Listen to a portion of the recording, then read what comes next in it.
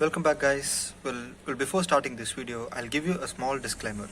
Please bear with the insects noise and the dog barking noise and the vehicles noise because I'm so helpless now and I'm recording this video by myself. Okay, let's start it. India have lost the first ODI against Bangladesh. Well, these days, to be an Indian cricket team's fan, it's so disheartening and it's so unpredictable because this Indian team can win an ODI series after being one down against the best possible South African 11 with the second string of Indian players. They did it in September, I think. And the same Indian team can lose an ODI against Bangladesh with the strongest possible top four batting together. And they scored just 187 runs. And this Indian team can leak 51 runs from 42 balls for the 10th wicket against a number 8 and a number 11 batsman. And this Indian team once again could not clean up the tail in the most important situations. The saddest thing is that 3 of the 4 things which I said now happened in a single game. And the thing which is even more sadder is that India lost this game against Bangladesh because this is just the 4th or 5th or 6th game that Bangladesh have won against India in all internationals, and they are celebrating it like a World Cup win. Well, I predicted this. I predicted this loss when India picked up their 8th wicket because, India were just cleaning up Bangladesh tailenders, but not Mehdi Hasan. Remember, Mehdi Hasan opened for Bangladesh in the T20 World Cup in 1 or 2 games. So he is a clear top order batsman. He can handle those situations, and India's bowling lineup was so inexperienced. The fault is not really on the bowlers, the fault is really on the batsmen. Even when the top order failed, they did not fail so badly. And Washington Sundar's dismissal was the turning point in the innings because that reverse sweep was totally unnecessary. We could understand that because before that the previous 15 balls that Washington Sundar faced, he just scored 3 to 4 runs. The fast bowler Ebadat Hussain and Mohammad something. He just created a lot of pressure, and Liton Das gave the ball to Shakib Al Hasan at the right time. So those were the small things which India failed to capitalize.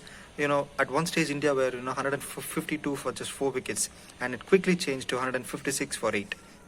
KL Rahul was India's hero in the first innings, scored 73 runs, and he was also he had India's curse in the second innings as well, while dropping that important catch. Yes, it is tough, but still he's a keeper. He had the gloves in his hand. He should be the man who's taking those catches, but he failed. Well, this game it's quite a bit weird, and also it's a bit interesting because India's batting order was really strong. They had a strong batting order. They had Virat Kohli, Rohit Sharma, KL Rahul, and Shikhar Dhawan, Shreyas Iyer, and despite having all these star batsmen, they failed to score more than 200. They scored just 186 or 87. But on the bowling lineup on the other side, it's totally different.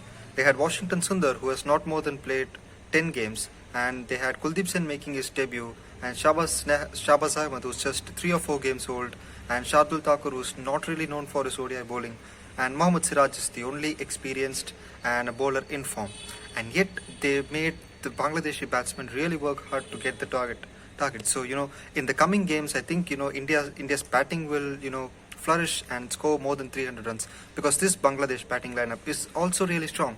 They have the three most experienced players, other than their captain Liton Das, and we also saw what Mehdi Hasan could do. So Bangladesh is not a team to be taken lightly. Well, another thing is that I don't really understand why India are always taking chance against with the quality of the side when it comes to ODIs against Bangladesh. The same thing happened right after the World Cup in 2015. Well, at that series, India lost the first 2 games and won the 3rd game with a medico bowling lineup, which led Bangladesh scored more than 300 runs in their first game, and India lost that series 2-1. So we cannot take the Bangladeshis lightly purely because of their celebrations after winning. Yes, they did well, they played really good cricket and won the game, but still those celebrations are still hurting us. Bangladesh is not a team, which you could take your chance with the team selection. They are a real force to reckon with these days, and I think India will play the next 2 games really well and win those games.